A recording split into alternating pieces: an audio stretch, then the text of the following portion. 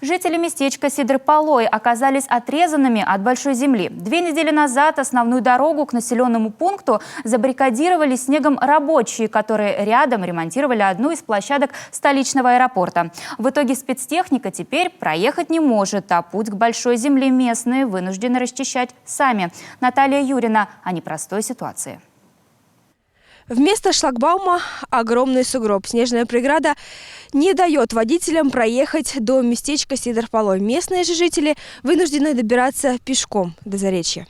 По переправе, соединяющей Сидр-Полой с Большой землей, не проехать. В период паводка жители местечка добираются на транспорте речном. В летнее время по насыпи, зимой пешком, по льду. Местные признаются, что за годы к таким путешествиям привыкли, однако пару дней назад на берегу со стороны Сыктывкара появилась преграда. В аэропорту у нас производили работы ремонтные, и они себе сделали дорогу. То есть нам намыли сначала водой, и у них многотонники машины ездили, по 20 тонн машины проезжали. Значит, они свою работу сделали, уехали и засыпали, перекрыли дорогу.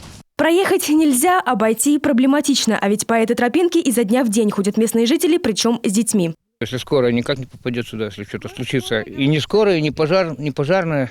Сугроб стал стеной. По ту сторону жители вынуждены окапываться. Дорогу к домам расчищают сами. С утра по очереди расстояние нужно преодолеть немалое, почти километр. Со своей проблемой жители уже обращались и в мэрию, и к коммунальщикам. Там есть мастер Николай Николаевич, они дорогу чистят очень хорошо, они молодцы. Но кучу не хотят это убирать, и все. Потом обращались в администрацию к Соколову тоже. Он сказал, мы, не будем делать, не берем на себя ответственность, и вдруг с вами что-нибудь случится.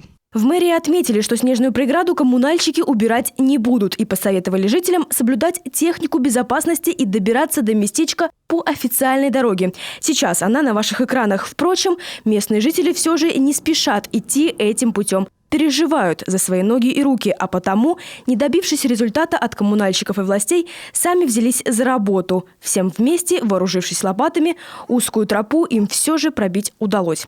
Наталья Юрина, Дмитрий Булаев, телеканал Юрган.